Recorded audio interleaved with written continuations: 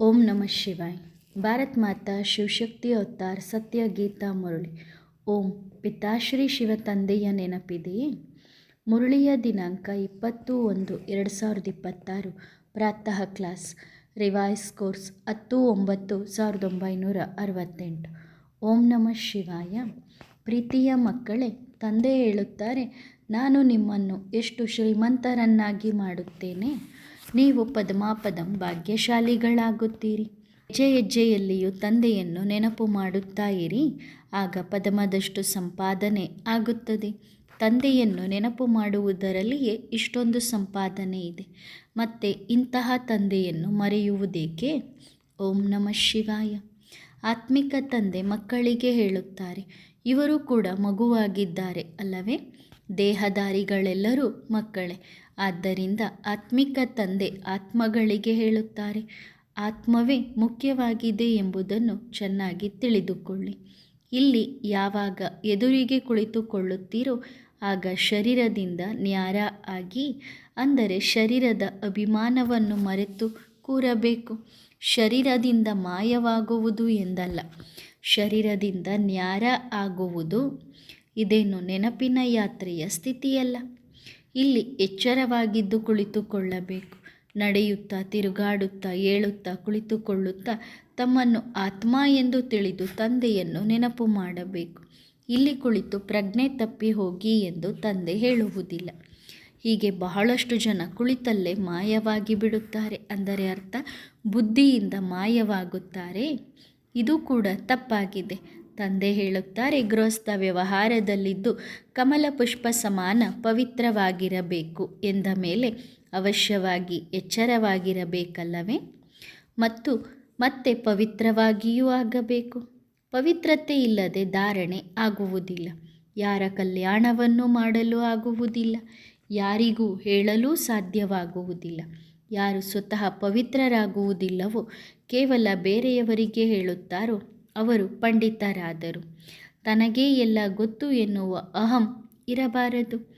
ಆ ರೀತಿ ಆದರೆ ಮತ್ತೆ ಅದು ಒಳಗೊಳಗೆ ಮನಸ್ಸಿನಲ್ಲಿ ಕೊರೆಯುತ್ತಿರುತ್ತದೆ. ಈ ರೀತಿ ಯೋಚಿಸಬೇಡಿರಿ, ನಾವು ಶೂನ್ಯದಲ್ಲಿ ಹೋಗುತ್ತೇವೆ ಎಂದು, ಕಣ್ಣುಗಳು ಮುಚ್ಚಿ ಹೋಗುತ್ತವೆ ಎಂದು. ಇದೇನು ನೆನಪಿನ ಸ್ಥಿತಿ ಅಲ್ಲ ಎಂದು ಭಾವಿಸಬೇಡಿ.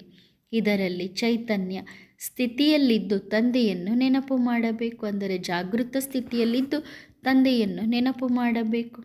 ನಿದ್ದೆ ಮಾಡುವುದು ನೆನಪಲ್ಲ. ಮಕ್ಕಳಿಗೆ ಬಹಳಷ್ಟು ಪಾಯಿಂಟ್ಸ್ಗಳನ್ನು ತಿಳಿಸಿಕೊಡಲಾಗುತ್ತದೆ. ಶಾಸ್ತ್ರಗಳಲ್ಲೂ ತೋರಿಸಿದ್ದಾರೆ. ಸಪ್ತ ಭೂಮಿಕೆಗಳಲ್ಲಿ ಹೊರಟು ಹೋಗುತ್ತಾರೆ ಎಂದು. ಅವರಿಗೆ ಪ್ರಪಂಚದ ಅರಿವೇ ಇರುವುದಿಲ್ಲ ಎಂದು.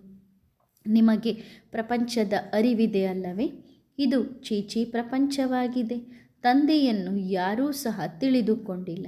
ಒಂದು ವೇಳೆ ತಂದೆಯನ್ನು ತಿಳಿದುಕೊಂಡರೆ ಸೃಷ್ಟಿ ಚಕ್ರವನ್ನೂ ಸಹ ತಿಳಿದುಕೊಳ್ಳುತ್ತೀರಿ.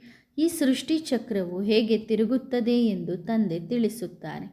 ಮನುಷ್ಯರು ಪುನರ್ಜನ್ಮವನ್ನು ಹೇಗೆ ಪಡೆಯುತ್ತಾರೆ? ಸತ್ಯಯುಗದಲ್ಲಿ ಎಷ್ಟೇ ದೊಡ್ಡ ಆಯುಷ್ಯು ಆದರೂ ಸಹ ರೂಪ ಕೆಡುವುದಿಲ್ಲ, ಸೌಂದರ್ಯ ಇರುತ್ತದೆ. ಉಳಿದಂತೆ ಸನ್ಯಾಸಿಗಳದ್ದು ಹಠಯೋಗವಾಗಿದೆ.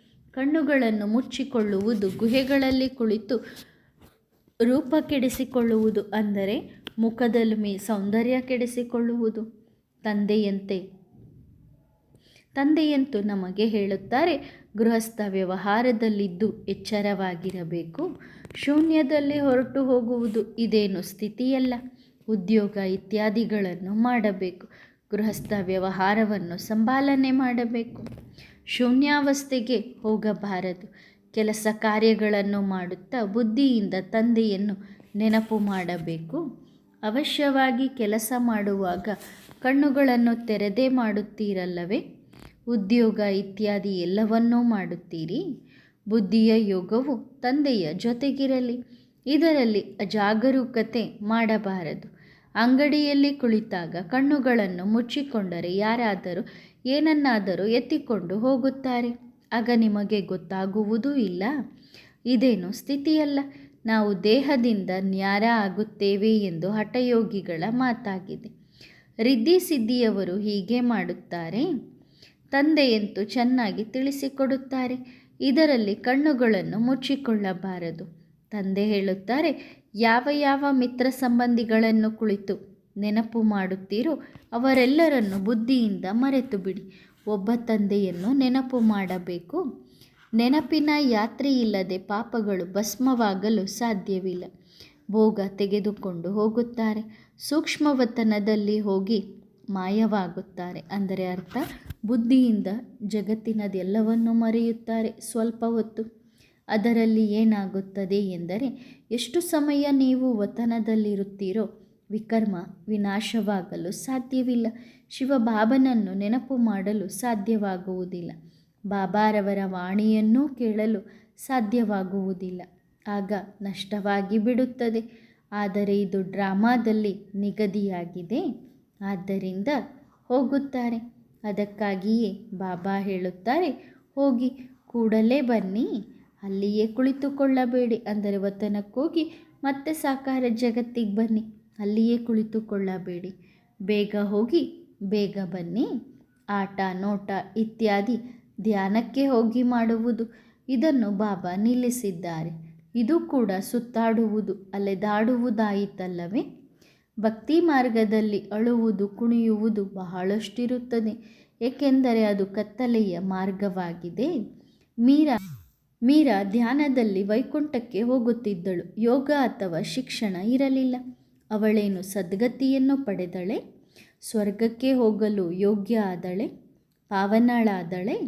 ಜನ್ಮ ಜನ್ಮಾಂತರದ ಪಾಪಗಳು ಭಸ್ಮ ಆದವೆ? ಇಲ್ಲವೇ ಇಲ್ಲ. ಜನ್ಮ ಜನ್ಮಾಂತರದ ಪಾಪಗಳಂತೂ ತಂದೆಯ ನೆನಪಿನಿಂದಲೇ ಭಸ್ಮವಾಗುತ್ತದೆ. ಉಳಿದಂತೆ ಸಾಕ್ಷಾತ್ಕಾರ ಇತ್ಯಾದಿಗಳಿಂದ ಯಾವುದೇ ಲಾಭವಿಲ್ಲ. ಇದು ಭ್ರಮೆಯಾಗಿದೆ. ನೆನಪೂ ಇಲ್ಲ, ಜ್ಞಾನವೂ ಇಲ್ಲ. ಭಕ್ತಿ ಮಾರ್ಗದಲ್ಲಿ ಕಲಿಸುವವರು ಯಾರೂ ಇರುವುದಿಲ್ಲ. ಆದ್ದರಿಂದ ಸದ್ಗತಿಯನ್ನು ಪಡೆಯುವುದೇ ಇಲ್ಲ. ಎಷ್ಟೇ ಸಾಕ್ಷಾತ್ಕಾರವಾದರೂ ಸರಿ.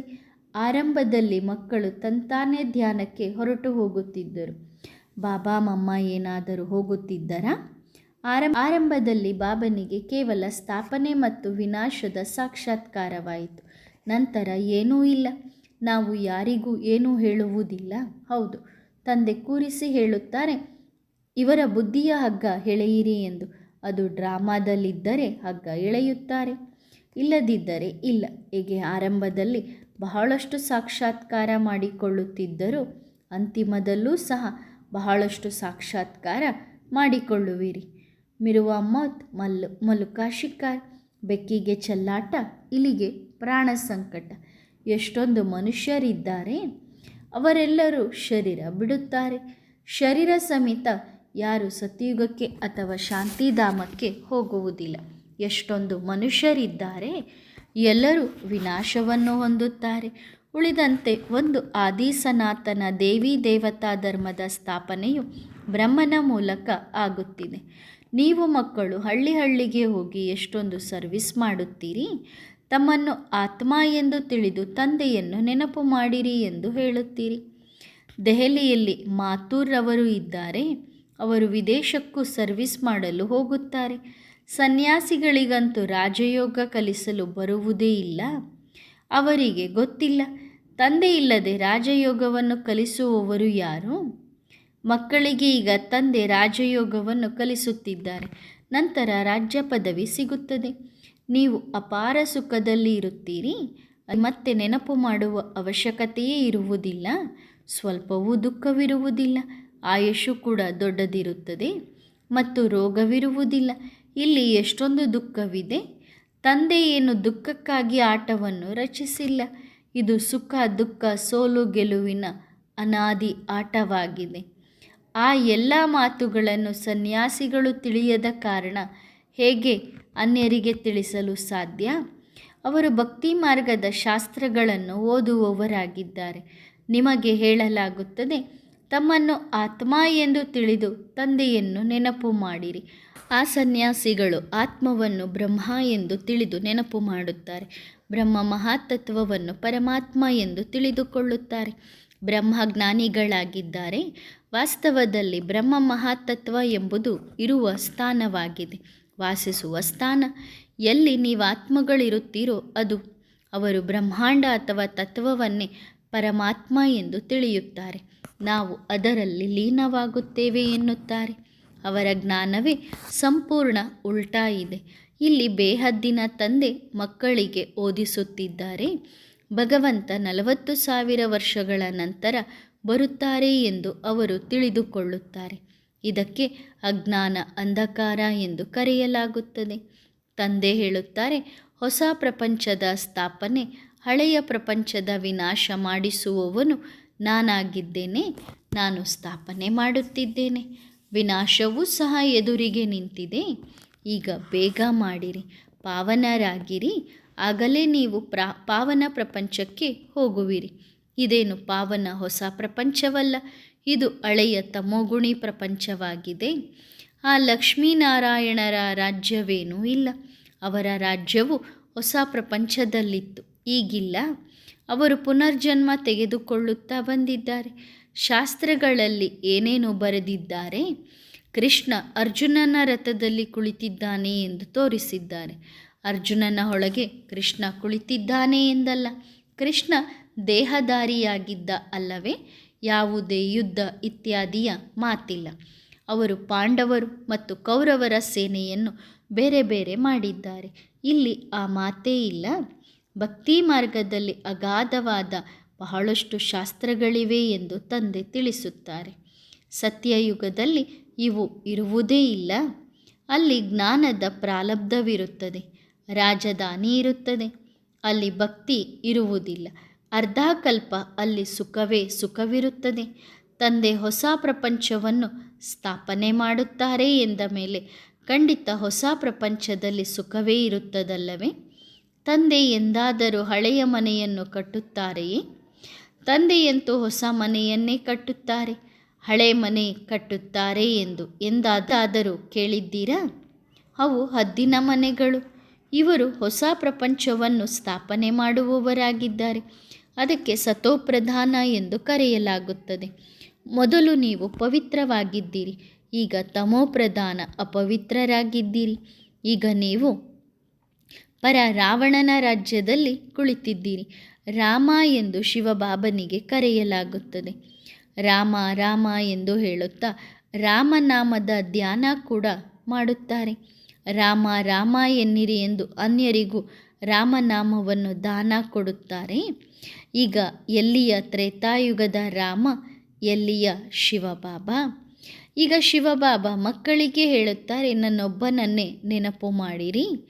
ಎಲ್ಲಿಂದ ಬಂದಿದ್ದೀರೋ ಅಲ್ಲಿಗೆ ಮತ್ತೆ ಹೋಗಬೇಕು. ಎಲ್ಲಿಯವರೆಗೆ ತಂದೆಯನ್ನು ನೆನಪು ಮಾಡಿ ಪವಿತ್ರರಾಗುವುದಿಲ್ಲವೋ ಅಲ್ಲಿಯವರೆಗೆ ವಾಪಸ್ ಹೋಗಲು ಸಾಧ್ಯವಿಲ್ಲ. ನಿಮ್ಮಲ್ಲೂ ಯಾರೋ ಒಬ್ಬರು ಕೋಟಿಗೊಬ್ಬರು ಇದ್ದಾರೆ. ಯಾರು ತಂದೆಯನ್ನು ಯಥಾರ್ಥವಾಗಿ ನೆನಪು ಮಾಡುತ್ತಾರೋ ಅವರ ಬಾಯಿಂದ ಹೇಳುವ ಮಾತಲ್ಲ. ಭಕ್ತಿ ಮಾರ್ಗದಲ್ಲಿ ಬಾಯಿಂದ ರಾಮ ರಾಮ ಎನ್ನುತ್ತಿರುತ್ತಾರೆ. ಯಾರಾದರೂ ಹೇಳದಿದ್ದರೆ ಇವರು ನಾಸ್ತಿಕರು ಎಂದುಕೊಳ್ಳುತ್ತಾರೆ.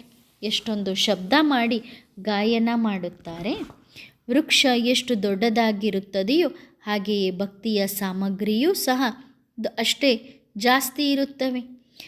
ಬೀಜ ಎಷ್ಟು ಚಿಕ್ಕದಾಗಿರುತ್ತದೆ, ವೃಕ್ಷದ ಕಾಂಡ, ಕೊಂಬೆ ಇತ್ಯಾದಿ ಸಾಮಗ್ರಿಗಳು ಎಷ್ಟೊಂದಿದೆ. ಎಷ್ಟೊಂದು ಶಾಸ್ತ್ರಗಳಿವೆ. ನಿಮಗೆ ಯಾವ ವಸ್ತುವೂ ಇಲ್ಲ, ಯಾವ ಶಬ್ದವೂ ಇಲ್ಲ. ತಮ್ಮನ್ನು ಆತ್ಮ ಎಂದು ತಿಳಿದು ತಂದೆಯನ್ನು ನೆನಪು ಮಾಡಿರಿ. ಬಾಯಿಂದಲೂ ಹೇಳಬೇಕಿಲ್ಲ. ಲೌಕಿಕ ತಂದೆಯನ್ನು ಸಹ ಬುದ್ಧಿಯಿಂದ ತಂದೆ ಎಂದು ನೆನಪು ಮಾಡಿಕೊಳ್ಳುತ್ತಾರೆ. ಬಾಬಾ ಬಾಬಾ ಎಂದು ಕುಳಿತು ಜಪ ಮಾಡುತ್ತಾರೇನೋ? ನಮ್ಮ ಶರೀರದ ತಂದೆ ಲೌಕಿಕ ತಂದೆಯಾಗಿದ್ದಾರೆ ಎಂದು ನಿಮಗೂ ಗೊತ್ತಿದೆ. ಆದರೆ ಆತ್ಮದ ತಂದೆ ಎಲ್ಲಿದ್ದಾರೆ ಇದು ಗೊತ್ತಿಲ್ಲ. ಆತ್ಮಗಳೆಲ್ಲರೂ ಸಹೋದರರು. ಆತ್ಮಕ್ಕೆ ಬೇರೆ ಹೆಸರಿಲ್ಲ. ಶರೀರದ ಹೆಸರು ಬದಲಾಗುತ್ತದೆ. ಆತ್ಮ ಅಂತೂ ಆತ್ಮವೇ ಆಗಿದೆ. ಅವರೂ ಸಹ ಪರಮಾತ್ಮ. ಅವರ ಹೆಸರು ಶಿವ. ಎಲ್ಲ ಆತ್ಮಗಳ ತಂದೆಯಾಗಿದ್ದಾರೆ. ಅವರಿಗೆ ತಮ್ಮದೇ ಆದ ಶರೀರವಿಲ್ಲ. ತಂದೆ ಹೇಳುತ್ತಾರೆ, ನನಗೂ ಒಂದು ವೇಳೆ ನನ್ನದೇ ಆದ ಶರೀರವಿದ್ದಿದ್ದರೆ ಮತ್ತೆ ಪುನರ್ಜನ್ಮದಲ್ಲಿ ಬರಬೇಕಾಗುತ್ತಿತ್ತು. ಆಗ ನಿಮಗೆ ಸದ್ಗತಿಯನ್ನು ಯಾರು ಕೊಡುತ್ತಿದ್ದರು? ಭಕ್ತಿ ಮಾರ್ಗದಲ್ಲೂ ನನ್ನನ್ನು ನೆನಪು ಮಾಡುತ್ತಾರೆ. ಅನೇಕ ಪ್ರಕಾರದ ಚಿತ್ರಗಳಿವೆ. ಮಹಾರಾಷ್ಟ್ರದವರು ಎಷ್ಟೊಂದು ಖರ್ಚು ಮಾಡಿ ಗಣೇಶನ ಮೂರ್ತಿಯನ್ನು ಮಾಡುತ್ತಾರೆ. ಈಗ ಆನೆ ಸೊಂಡಿಲುಳ್ಳ ಮನುಷ್ಯ ಯಾವಾಗಲಾದರೂ ಇರುತ್ತಾರೇನೋ? ಎಷ್ಟೊಂದು ಪೂಜೆ ಮಾಡುತ್ತಾರೆ. ಇದೆಲ್ಲ ಅಂಧಶ್ರದ್ಧೆಯಾಯಿತಲ್ಲವೇ? ಮನುಷ್ಯರ ಬುದ್ಧಿ ಸ್ವಲ್ಪವೂ ಕೆಲಸ ಮಾಡುವುದಿಲ್ಲ, ಸಂಪೂರ್ಣ ಜಡಬುದ್ಧಿಯಂತಾಗಿದೆ. ಮತ್ತೆ ಕೆಲವೆಡೆ ಹನುಮಂತನನ್ನು ಬಹಳಷ್ಟು ಪೂಜಿಸುತ್ತಾರೆ. ಗವರ್ನರ್ ಕೂಡ ಹೇಳಿದ್ದಾರೆ, ರಾಮನಿಗೆ ವಾನರರ ಸೇನೆ ಸಿಕ್ಕಿತು, ಆದ್ದರಿಂದ ಅವರು ಸ್ವರ್ಗಕ್ಕೆ ಹೋದರು ಎಂದು. ಮಕ್ಕಳು ಕಷ್ಟಪಟ್ಟು ತಿಳಿಸಿದ್ದಾರೆ, ಆದರೂ ಸಹ ಅರ್ಥ ಮಾಡಿಕೊಳ್ಳುವುದಿಲ್ಲ. ಜನ್ಮವನ್ನು ಕಲಿಯುಗದಲ್ಲೇ ಪಡೆದಿದ್ದಾರೆ, ಸಾಯುವುದು ಸತ್ಯಯುಗದಲ್ಲಿ ಎನ್ನುತ್ತಾರೆ. ಈಗ ನೀವು ನರಕವಾಸಿಗಳಿಂದ ಸ್ವರ್ಗವಾಸಿಗಳಾಗುತ್ತಿದ್ದೀರಿ. ಜನ್ಮವನ್ನಂತೂ ನರಕದಲ್ಲಿ ಪಡೆದಿದ್ದೇವೆ, ಸಾಯುವುದು ಸ್ವರ್ಗಕ್ಕಾಗಿ. ನೀವು ಇಲ್ಲಿ ಬಂದಿರುವುದೇ ಸ್ವರ್ಗಕ್ಕೆ ಹೋಗುವುದಕ್ಕಾಗಿ. ಪುರುಷಾರ್ಥ ಮಾಡಿ ಸ್ವರ್ಗಕ್ಕೆ ಹೋಗಬೇಕು ಎಂದು ಮಕ್ಕಳಿಗೆ ತಿಳಿಸಿದ್ದಾರೆ. ಅವರು ಜನ್ಮ ನರಕದಲ್ಲಿ ಪಡೆದಿದ್ದಾರೆ, ಸಾಯುವುದು ಸ್ವರ್ಗದಲ್ಲಿ ಎಂದು ತಿಳಿದುಕೊಂಡಿದ್ದಾರೆ. ಉದ್ಘಾಟನೆಯೂ ಮಾಡಿಸುತ್ತಾರೆ. ಸ್ಥಾಪನೆಗೆ ಉದ್ಘಾಟನೆ ಎಂದು ಕರೆಯಲಾಗುತ್ತದೆ. ಹೇಗೆ ಸೇತುವೆ ಇತ್ಯಾದಿ ಕಟ್ಟುವಾಗ ಮೊದಲು ಉದ್ಘಾಟನಾ ಸಮಾರಂಭದಲ್ಲಿ ಉದ್ಘಾಟನೆ ಮಾಡಿಕೊಳ್ಳುತ್ತಾರೆ, ನಂತರ ಸೇತುವೆ ಕಟ್ಟುತ್ತಾ ಇರುತ್ತಾರೆ. ಸ್ವರ್ಗದ ಸ್ಥಾಪನೆಯ ಉದ್ಘಾಟನೆಯನ್ನು ತಂದೆ ಮಾಡಿಕೊಂಡಿದ್ದಾರೆ. ಈಗ ತಯಾರಿ ನಡೆಯುತ್ತಲೇ ಇದೆ. ಮಕ್ಕಳು ಕರ್ಮಾತೀತ ಸ್ಥಿತಿಯನ್ನು ಪಡೆಯುವವರೆಗೆ ಕರ್ಮಾತೀತ ಸ್ಥಿತಿಯಾಯಿತು ಅಂದರೆ ವಿನಾಶವಾಯಿತು. ಮನೆ ಕಟ್ಟಲು ಸಮಯ ಬೇಕಾಗುತ್ತದೆ. ಏನು? ಫಟಾಫಟ್ ಮನೆಗಳನ್ನು ಕಟ್ಟುತ್ತಾ ಹೋಗುತ್ತಾರೆ. ಗಿಡ ಮರಗಳು ಸಹ ಬಹಳಷ್ಟು ಬೆಳೆಯುತ್ತವೆ. ಇತ್ತೀಚೆಗೆ ಇದರ ನಕಲಿಯನ್ನು ಮಾಡಿ ಎಷ್ಟೊಂದು ಜನರು ನಕಲಿ ಮಾಡುತ್ತಿರುತ್ತಾರೆ ನೋಡಿ. ಅದು ರಿಯಲ್ಗಿಂತಲೂ ಜಾಸ್ತಿ ಹೊಳೆಯುತ್ತದೆ. ಮತ್ತು ಇತ್ತೀಚೆಗೆ ಮಷಿನರಿಯಿಂದ ಫಟಾಫಟ್ ಮಾಡುತ್ತಾರೆ. ಅಲ್ಲಿ ಮನೆಗಳನ್ನು ಕಟ್ಟಲು ತಡವಾಗುವುದಿಲ್ಲ. ಸ್ವಚ್ಛತೆ ಇತ್ಯಾದಿ ಆಗಲು ಸಮಯ ಹಿಡಿಯುತ್ತದೆ. ಚಿನ್ನದ ಲಂಕೆ ಸಮುದ್ರದಿಂದ ಹೊರಬರುತ್ತದೆ ಎಂದೇನಿಲ್ಲ. ಆದ್ದರಿಂದ ತಂದೆ ತಿಳಿಸುತ್ತಾರೆ, ಆಹಾರ ಪಾನೀಯ ಇತ್ಯಾದಿಗಳನ್ನು ಮಾಡಿ, ಆದರೆ ಕೇವಲ ತಂದೆಯನ್ನು ನೆನಪು ಮಾಡಿರಿ, ಆಗ ನಿಮ್ಮ ವಿಕರ್ಮ ವಿನಾಶವಾಗುತ್ತವೆ. ಬೇರೆ ಯಾವ ಉಪಾಯವೂ ಇಲ್ಲ. ಭಕ್ತಿ ಮಾರ್ಗದಲ್ಲಿ ನೀವು ಎಷ್ಟೊಂದು ಸ್ನಾನಗಳನ್ನು ಮಾಡಿರಬಹುದು, ಕುಂಭಮೇಳಕ್ಕೂ ಹೋಗಿರಬಹುದು. ಸ್ನಾನವನ್ನಂತೂ ಮನೆಯಲ್ಲೂ ದಿನನಿತ್ಯ ಮಾಡುತ್ತಲೇ ಇರುತ್ತೀರಿ. ದೆಹಲಿಯಲ್ಲಿ ನೀರು ಎಲ್ಲಿಂದ ಬರುತ್ತದೆ? ಗಂಗಾ ನದಿಯಿಂದಲೇ ಬರುತ್ತದೆ ಅಲ್ಲವೇ? ಅದರಿಂದ ಪಾಪಗಳು ಕಟ್ಟಾಗುತ್ತವೆಯೇ? ಮತ್ತೆ ಹರಿದ್ವಾರಕ್ಕೆ ಹೋಗಲು ಏಕೆ ಕಷ್ಟಪಡುತ್ತೀರಿ? ನೀರಿಗೆ ಬಹಳಷ್ಟು ಮಹತ್ವ ಕೊಡುತ್ತಾರೆ. ಜನ್ಮ ಜನ್ಮಾಂತರಗಳಿಂದ ಗಂಗಾ ಸ್ನಾನ ಇತ್ಯಾದಿ ಮಾಡುತ್ತಾ ಬಂದಿದ್ದೀರಿ. ಆದರೆ ಯಾರೂ ಮುಕ್ತಿ ಜೀವನ್ಮುಕ್ತಿಯನ್ನು ಪಡೆಯುವುದೇ ಇಲ್ಲ. ಇಲ್ಲಿ ತಂದೆ ಪಾವನರಾಗುವ ಉಪಾಯವನ್ನು ತಿಳಿಸುತ್ತಾರೆ.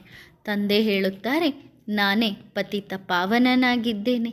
ನೀವೇ ನನ್ನನ್ನು ಕರೆದಿದ್ದೀರಿ, ಹೇ ಪತಿತ ಪಾವನ, ನೀನು ಬಾ ಎಂದು. ನೀನು ಬಂದು ನಮ್ಮನ್ನು ಪಾವನ ಮಾಡು ಎಂದು. ಡ್ರಾಮಾ ಪೂರ್ಣವಾಯಿತೆಂದರೆ ಮತ್ತೆ ಎಲ್ಲ ಪಾತ್ರಧಾರಿಗಳು ಈ ಸ್ಟೇಜ್ನ ಮೇಲೆ ಬರಬೇಕು. ರಚಯಿತ ಕೂಡ ಇರಬೇಕು. ಎಲ್ಲರೂ ಇಲ್ಲಿ ನಿಂತುಕೊಳ್ಳುತ್ತಾರೆ. ಇದು ಹಾಗೆಯೇ ಇದೆ. ಎಲ್ಲ ಆತ್ಮಗಳು ಇಲ್ಲಿಗೆ ಬಂದು ಬಿಡುತ್ತವೆ, ಮತ್ತೆ ವಾಪಸ್ ಹೋಗಬೇಕಾಗುತ್ತದೆ. ನಾನೂ ಬರುತ್ತೇನೆ ಅಂದ ಮೇಲೆ ಈ ಪ್ರಾಕೃತಿಕ ಆಪತ್ತುಗಳು ಸಹ ಬರುತ್ತವೆ. ಇನ್ನು ನೀವು ರೆಡಿ ಆಗಿಲ್ಲ, ಕರ್ಮಾತೀತ ಸ್ಥಿತಿಯೂ ಆಗಿಲ್ಲ ಎಂದ ಮೇಲೆ ವಿನಾಶ ಹೇಗೆ ಆಗುತ್ತದೆ? ತಂದೆ ನಿಮಗೆ ಹೊಸ ಪ್ರಪಂಚಕ್ಕಾಗಿ ಓದಿಸಲು ಬರುತ್ತಾರೆ. ಅಲ್ಲಿ ಕಾಲ ಇರುವುದೇ ಇಲ್ಲ, ಅಕಾಲ ಮೃತ್ಯು ಆಗುವುದೇ ಇಲ್ಲ. ನೀವು ಕಾಲನ ಮೇಲೆ ಜಯ ಗಳಿಸುತ್ತೀರಿ. ಯಾರು ಜಯ ಗಳಿಸುವಂತೆ ಮಾಡುತ್ತಾರೆ? ಕಾಲರ ಕಾಲ ಮಹಾಕಾಲ ಮಾಯೆಯ ಮೇಲೆ ಜಯ ಗಳಿಸುವುದನ್ನು ಹೇಳುತ್ತಾರೆ. ಅವರು ಎಷ್ಟೊಂದು ಜನರನ್ನು ಜೊತೆಯಲ್ಲಿ ಕರೆದುಕೊಂಡು ಹೋಗುತ್ತಾರೆ.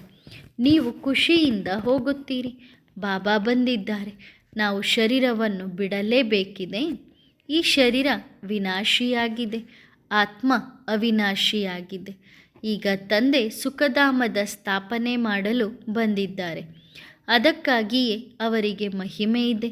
ಓ ಗಾಡ್ ಫಾದರ್, ದುಃಖದಿಂದ ಬಿಡುಗಡೆ ಮಾಡು, ಸುಖ ಶಾಂತಿಗೆ ನಮ್ಮನ್ನು ಕರೆದುಕೊಂಡು ಹೋಗು ಎಂದು ಹೇಳುತ್ತಾರೆ.